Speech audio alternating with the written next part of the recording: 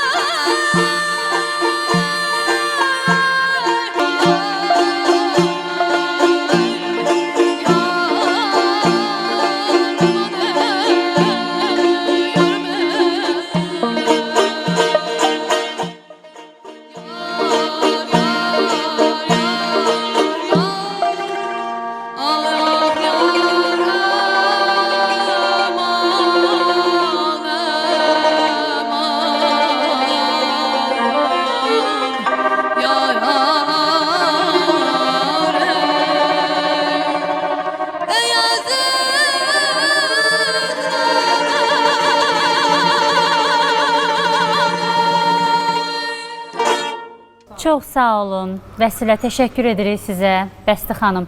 Heyratı doğrudan da elə də asan sayılmayan zərfli muğamlarımızdan biridir və bu ifadə mənim diqqətimi çox çəkdi. Bəm səs var, bir də zil səs var. Vəsilə hiss olunur ki, zil səsli ifaçıdır. Vəsilədə, mən üzr istəyirəm, Vəsilədə bəm də işləyir, orta registrdə işləyir, maşallah, maşallah. Zil də. Zil də işləyir. Aha, bax, O səs registrlərinə əsasən hansı tələbə ilə işləmək daha, belə deyək də, məsuliyyətlidir, daha çətindir və ümumiyyətlə burada hansı yollarınız var ki, bu tələbənin səsi daha çox bəmə uyğundur, buna bu cür, belə deyim, tədris metodu tətbiq eləyim, o birisininki zilə uyğundur. Yəni, bu anda bir ustad olaraq siz necə yanaşırsınız tələbələrə? Təbii ki, onlara bölüm eləyəndə, yəni kim nə oxumalıdır, səsinin gücünə görə veririk, seçirik. Məhəmməd magistrda oxuyur. Qismət isə bu il girib magistraturaya. Təbrik edirəm bu başdan onları. Məsələn, Vəsilədə zil səsdir. 180 dərəcədə işləyir səsi. Ona görə ona nə verirsənsə, öhdəsindən gəlir, oxuyur. Məhəmməddə, məsəl üçün,